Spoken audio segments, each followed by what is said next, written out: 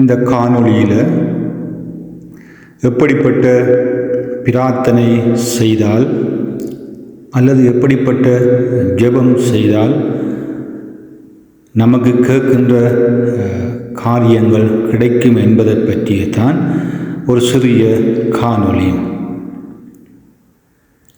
நிறைய பேர் கேட்குறாங்க தெய்வத்தை பார்த்து. அந்த தெய்வமும் நிறையவே கொடுத்து கொண்டிருக்கின்றது, வாரி வழங்குகின்றது. அப்படி அவங்களுக்கு கேட்கின்ற காரியங்கள் எப்படி நடக்கின்றது? அப்படி ஒரு சிந்தனை நமக்கு வரலாம்.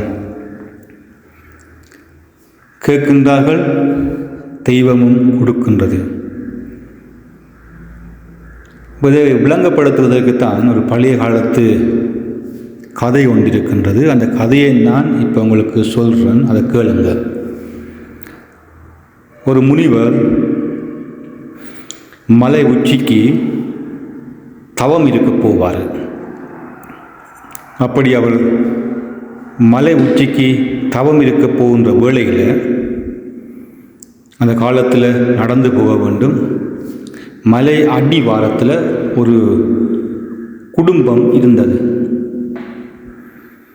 அந்த குடும்பத்திற்கு பல ஆண்டுகளாக குழந்தைகள் இல்லை. அதனால் மலை உச்சிக்கு செல்லுகின்ற எல்லா முனிவர்களும் அந்த இல்லத்திலே வந்து இளைப்பாறி உணவருந்திய பிற்பாடு மலை உச்சிக்கு ஏறுவதற்கு முன்பாக அந்த குடும்பம் ஒவ்வொரு முனிவரிடமும் கேட்டுக்கொள்ளுகின்ற விண்ணப்பம் என்னென்றால், நீங்கள் தவம் இருக்கின்ற பொழுது மலை உச்சியில் எங்கள் குடும்பத்துக்கு ஒரு குழந்தை கிடைக்க வேண்டும் என்று சொல்லி பிரார்த்தனை செய்யுங்கள் அப்படி என்று சொல்லி அனுப்புவார்கள். இந்த முனிவர்களும் மலை உச்சிக்கு போவார்கள், தவம் இருப்பார்கள். சிறிது காலத்தின் பின் திரும்ப தவத்தை முடித்து மலை அடிவாரத்துக்கு வருவார்கள். அப்படியே அவர்கள் தங்களுடைய இடங்களுக்கு போய்விடுவார்கள். ஆனால் குடும்பத்திற்கு குழந்தை கிடைக்கவில்லை. இப்படி பல ஆண்டுகள் நடந்து கொண்டே இருந்தது. இந்த முறை ஒரு முனிவர் வந்தார். அந்த மலை அடிவாரத்தில் அந்த குடும்பத்தில் போய் உணவருந்தினார். பல போல் அந்த குடும்பமும் அந்த முனிவரை பார்த்து கேட்டுக்கொண்டார்கள், எங்களுக்கு குழந்தை கிடைக்கும்படி தவம் இருக்கும்போது பிரார்த்தனை செய்யுங்கள் என்று. இவர் மாம் என்று சொல்லிவிட்டு மலை உச்சிக்கு சென்று தவம் இருந்தார். சில நாட்கள் கழித்து உச்சியில் இருந்து கீழே வந்தார். மீண்டும் உணவருந்தி விட்டு அவர் எங்கிருந்து வந்தாரோ அந்த இடத்துக்கு போய்விட்டார். ஆனால் அந்த குடும்பத்துக்கு குழந்தை கிடைக்கவில்லை. இதுவும் அந்த முனிவருக்கு தெரியும். சிறிது காலம் கழித்து, சில ஆண்டுகள் கழித்து அதே முனிவர் திரும்பி வருகின்றார். திரும்பி வருகின்ற பொழுது அந்த குடும்பத்தில் ஒரு குழந்தை இருந்தது.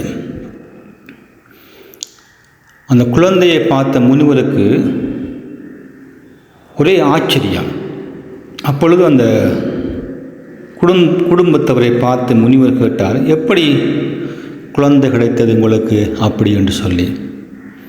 அப்பொழுது அவர்கள் சொன்னார்கள், நீங்கள் சென்ற பிற்பாடு இன்னும் ஒரு முனிவர் வந்தார். அவரிடமும் நாங்கள் எங்களுடைய விண்ணப்பத்தை வைத்தோம். அவரும் மலை உச்சிக்கு சென்று தவம் இருந்து பிரார்த்தனை செய்தார். எங்களுக்கு குழந்தை கிடைத்தது அப்படின்னு சொல்லி அவங்க சொன்னாங்க. இதை கேட்ட முனிவருக்கு சரியான கோபம் வந்தது கடவுள் மேலே. ஏன் கோபம் வந்தது அப்படின்னு பார்த்தால் அவர் சொன்னார், நான் தவம் இருந்து பிரார்த்தனை செய்து இந்த குடும்பத்துக்கு குழந்தை கிடைக்க வேண்டும் என்று கேட்டேன், ஆனால் கொடுக்க இல்லை கடவுள். இன்னொரு முனிவரும் வந்து கேட்குற பொழுது கொடுத்துட்டாரே, இதில் என்ன நியாயம் இருக்கிறது அதை தெரிந்து கொள்ள வேண்டும் என்று சொல்லி உணவு மருந்தாமல் மலை உச்சிக்கு அவர் சென்றார். அங்கே மலை உச்சிக்கு சென்று கடவுளை கூப்பிட்டு அவர் நியாயம் கேட்டார். கடவுளே கடவுளே, சில ஆண்டுகளுக்கு முன் நானும் வந்து இந்த குடும்பத்துக்காக தவம் இருந்து குழந்தை கிடைக்க வேண்டும் என்று பிரார்த்தனை செய்தேன். ஆனால் என்னுடைய பிரார்த்தனைக்கு நீ செவி சாய்க்காமல் அந்த குடும்பத்துக்கு குழந்தையை கொடுக்கவில்லை. அதை பற்றி எனக்கு ஆட்சேபனை இல்லை. ஆனால் எனக்கு பிறகு ஒரு முனிவன் வந்திருக்கிறான். அந்த முனிவன் வந்து அந்த குடும்பத்துக்காக குழந்தைக்காக பிரார்த்தனை செய்த நேரத்தில் நீ குழந்தையை கொடுத்திருக்கிறீர். அவருடைய அந்த முனிவனுடைய வேண்டுதலுக்கு நீ செவி சாய்த்திருக்கிறீர். இது எப்படி சாத்தியம்? இதில் என்ன நியாயம் இருக்கிறது? அப்படி என்று சொல்லி இந்த முனிவன் கடவுளிடம் கோபத்தோடு நியாயம் கேட்டார். அப்பொழுதுதான் அந்த கடவுள் சொன்னார் முனிவனை பார்த்து, முனிவா, நீ மலை உச்சிக்கு வந்தது உண்மைதான், பிரார்த்தனை செய்தது தவம் இருந்தது உண்மைதான். ஆனால் உன்னுடைய பிரார்த்தனையில் நீ அந்த குடும்பத்துக்காக வேண்டி குழந்தை கேட்டது உண்மைதான். ஆனால் அந்த குடும்பத்துக்கு குழந்தையை கேட்டு அந்த குடும்பத்துக்கு குழந்தை நீ கொடுத்தாலும் சரி கொடுக்காவிட்டாலும் சரி என்ற மனநிலையோடு தான் நீ கேட்டீர். ஆனால் உனக்கு பின் ஒரு முனிவன் வந்தான். அவன் எப்படி பிரார்த்தனை செய்தான் தெரியுமா? அவன் பிரார்த்தனை செய்தான், அடிவாரத்தில் இருக்கின்ற அந்த பக்தர்கள் எல்லா தவம் செய்கின்ற முனிவர்களுக்கும் உணவளிக்கின்ற அந்த குடும்பம் ஒரு குழந்தை பாக்கியம் இல்லாமல் இருக்கின்றது. அதனால் கடவுளே, அந்த குடும்பத்துக்கு நீ ஒரு குழந்தை பாக்கியம் கொடுக்க வேணும். அப்படி குழந்தை பாக்கியம் கொடுக்க இல்லை என்று சொன்னால் நான் இந்த மலை உச்சியிலிருந்து இறங்கி போக மாட்டேன், இங்கேயே நீ குழந்தையை கொடுக்கும் வரையும் இருப்பேன் என்று சொல்லி பிரார்த்தனை செய்தான். உன்னுடைய பிரார்த்தனை எப்படி இருந்தது? நீ கொடுத்தால் கொடு, கொடுக்காவிட்டாலும் பிரச்சனை இல்லை, நான் போய்விடுவேன். உனக்கு பின்னால் வந்த முனிவன் பிரார்த்தனை எப்படி இருந்தது? நீ கட்டாயம் கொடுக்க வேண்டும், கொடுக்க இல்லை என்று சொன்னால் நான் இங்கேயே உட்கார்ந்துடுவேன், நீ கொடுக்கும் வரையும் இங்கேயே உட்கார்ந்துடுவேன், எனக்கு அதை விட வேறு வேலையும் இல்லை, சிந்தனையும் இல்லை. அப்படி என்று அவன் சொன்னபடியினால் அவனுடைய பிரார்த்தனையில் ஒரு நியாயம் இருந்தது, அவனுடைய பிரார்த்தனையில் ஒரு வைராக்கியம் இருந்தது, அவனுடைய பிரார்த்தனையில் ஒரு தியாகமும் இருந்தது. அதனால தான் நான் அந்த குடும்பத்துக்கு குழந்தையை கொடுக்க வேண்டியிருந்தது.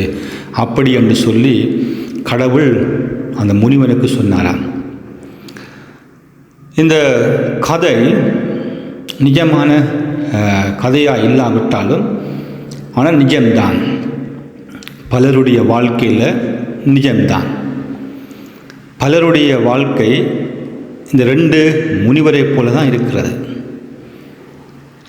முதல் முனிவன் அவனுடைய வேண்டுதல், தந்தால் தான், தராவிட்டால் விடு, அது பிரச்சனை இல்லை. அந்த பிரார்த்தனையில்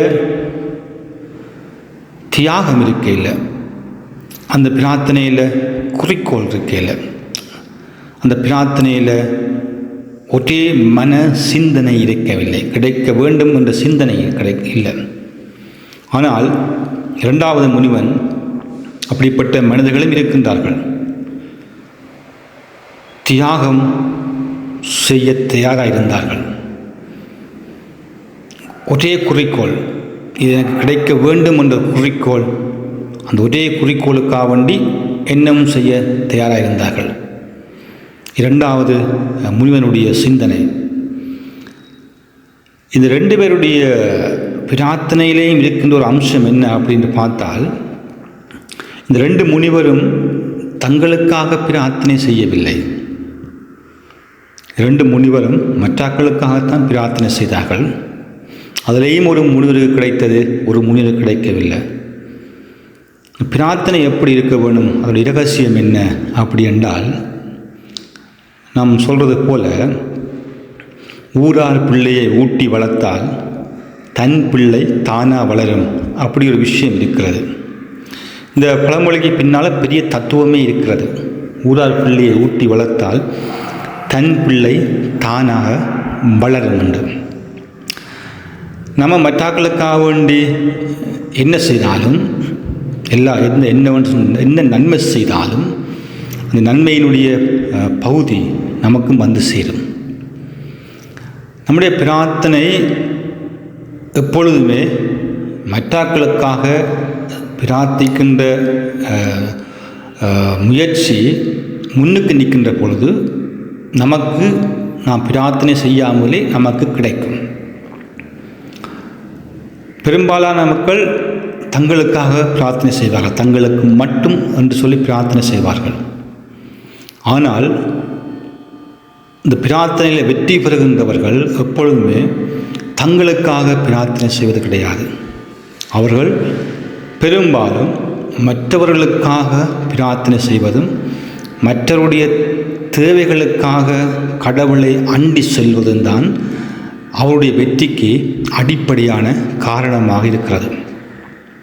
நம்ம புரிந்து கொள்ள வேண்டியது, நம்ம எல்லோருமே பிரார்த்தனை செய்திருப்போம், ஜெபம் செய்திருப்போம், கிடைத்திருக்கும், கிடைக்கவில்லை. இந்த கேள்வி என்ன என்றால், நாம் யாருக்காக எங்களுடைய பிரார்த்தனையில் முன்னுரிமை கொடுக்குறோம்? நமக்காகத்தான் ஒரே பிரார்த்தனை என்று சொன்னால் அது ஒரு கேள்விக்குறி.